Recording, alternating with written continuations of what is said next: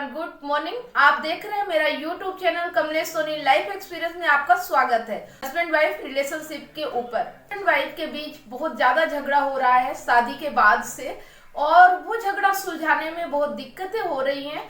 तो अगर आज लास्ट तक आपने इस वीडियो को देख लिया तो शायद आपके झगड़े खत्म हो सकते हैं। तो वीडियो को लास्ट तक जरूर देखिएगा। तो चलिए शुरू करते हैं। आज मैं आपको एक कहानी बताने वाली हूँ। कहानी के माध्यम से मैं आपको बताऊंगी कि हस्बैंड वाइफ के बीच झगड़ा क्यों होता है और वह झगड़ा कैसे सुलझाया जा सकता है। एक था रमेश और एक थी शीला। दोनों एक दूसरे से बहुत प्यार करते थे और फिर उन दोनों के बीच शादी हो गई। शादी के बाद उनके रिलेशन खराब होने लगे, मतलब कि छोटी छोटी बातों पे झगड़ा होने लगा, एक दूसरे से प्यार खत्म होने लगा। शादी के पहले उनकी लाइफ में बहुत प्यार था, एक दूसरे की परवाह करते थे, अगर एक दूसरे से बात ना हो तो बेचैनी होती थी। ऐसी बहुत सारी चीजें उनके बीच हुआ करती थी जो शायद अब खत्म हो चुकी थी। शादी के बाद की बात कर रही हूँ। तो ये सब क्यों होता है, आपके साथ भी ऐसा हो सकता है। इनकी कहानी सुनिए, शायद आपको समझ में आ जाए कि आपके बीच भी अगर ऐसा हो रहा है तो आप उसे कैसे सॉल्व कर सकते हैं। शीला हमेशा चिड़चिड़ाती रहती थी, इस चीज के पैसे नहीं है, आपने ये नहीं किया, यहाँ ऐसा नहीं हुआ। इस बात पे फिर दोनों बहस करने लगते थे, दोनों झगड़ा करने लगते थे, कभी कभी तो एक दूसरे के ऊपर हाथ भी उठा देते थे। मतलब कि उनकी जिंदगी से जो प्यार था, जो इज्जत थी एक दूसरे के लिए, वो सारी चीजें खत्म हो गई थी। बस रोज वही किचपिच हुआ करती थी। रमेश बहुत परेशान था और शीला भी बहुत ज्यादा ही परेशान हो गए थे दोनों।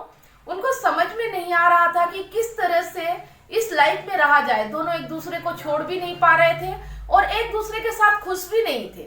फिर एक दिन उनके गांव में महात्मा जी आए और वह प्रवचन दे रहे थे।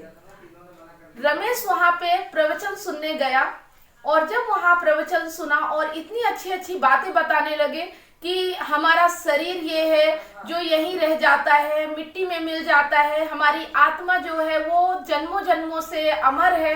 ऐसी बातें सुन के रमेश को ताज्जुब हुआ कि आज तक वह जिन चीजों पे पड़ा हुआ था, जिस बहस में, जिस झगड़े में और जिस शरीर के पीछे, जिस पत्नी के पीछे, वो तो उसकी है ही नहीं। मतलब कि देखिए, जो हस्बैंड वाइफ का रिलेशनशिप होता है, हर कोई इस दुनिया में अकेला आता है और अकेला जाता है। ये जो रिश्ते नाते हैं सब इसी दुनिया के बनाए हुए हैं। तो जब हस्बैंड वाइफ का रिलेशनशिप होता है ना, एक दूसरे का साथ निभाने के लिए और इस दुनिया में अच्छे से जिंदगी गुजर जाए, इसके लिए होना चाहिए। में इतनी सारी दिक्कतें आने लगे, इतने सारे झगड़े होने लगे, तो फिर सोचने वाली बात होती है कि इस रिश्ते से अच्छा है कि क्या करें। इस रिश्ते में रहने से अच्छा है कि अकेले ही रह लेते तो ज्यादा बेहतर होता। लेकिन ये सब होता क्यों है, मैं आपको वही समझाने की कोशिश कर रही हूँ।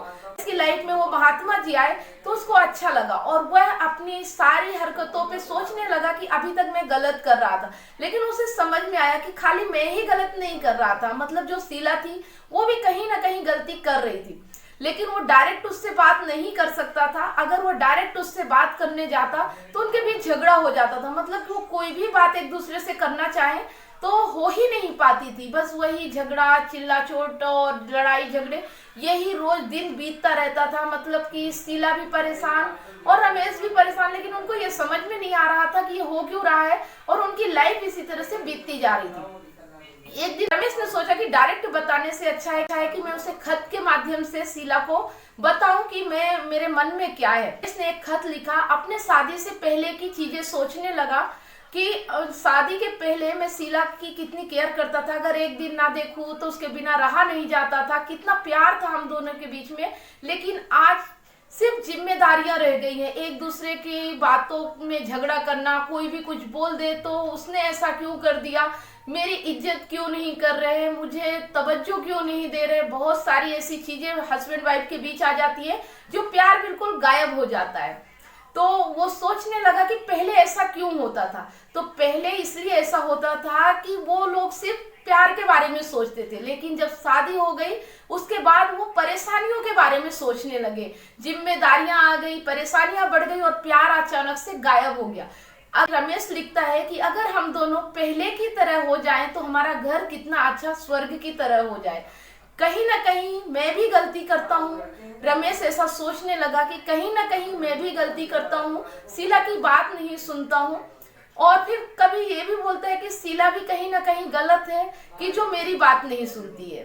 सारी ऐसी बातें जो उनके लव स्टोरी में थी वो सब सोच के उसने उस खत में लिख दिया। और खत लिखने के बाद उसने सोचा कि अब ये खत दूं कैसे। तो जब वो बाहर जाने लगा, शीला सुबह सो के उठी तो उसके तकिए के नीचे उस खत को रख दिया। शीला साफ सफाई कर रही थी तो उस तकिए के नीचे उस खत को देखा। खत देखते ही पढ़ने लगी उस खत को और पढ़ते पढ़ते उसकी आंखों से आंसू आ गए। उसने सोचा कि मतलब हमारी लाइफ किस तरह से बिगड़ती जा रही है और हम इसके लिए कुछ भी नहीं कर पा रहे।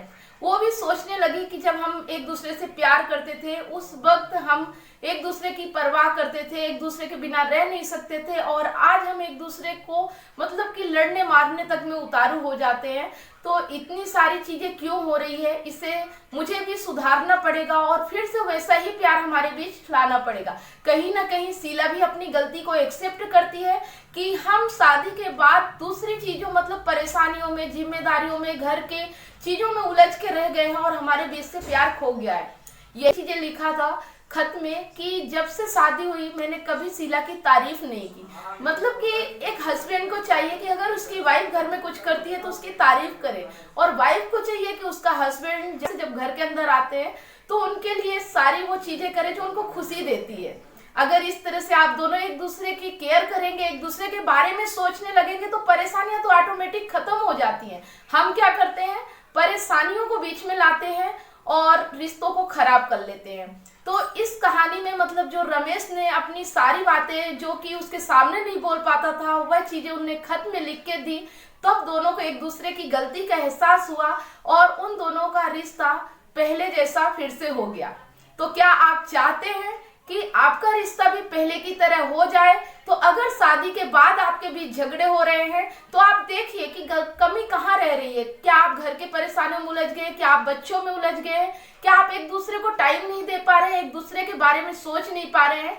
क्या आपकी पत्नी कोई अच्छा काम करती है तो आप उसको तारीफ करते हैं, उसकी तारीफ करते हैं? क्या कभी उसे आपने आई लव यू बोला है? तो ये सारी चीजें आप सोचिए। पत्नी भी इसी तरह से अगर पति के लिए सोचेगी और एक दूसरे के लिए प्यार करेंगे, एक दूसरे की इज्जत करेंगे, एक दूसरे की परवाह करेंगे तो ऑटोमेटिक घर स्वर्ग बन जाता है। तो अगर आपके रिश्ते में भी ये सारी चीजें आ रही हैं तो आप उस पल को याद करिए जब आप मिले थे, जब आपकी शादी हुई थी, को जोड़ा नया नया था। उस वक्त आपके बीच कोई परेशानियां नहीं थी और आप सिर्फ एक दूसरे से प्यार करते थे।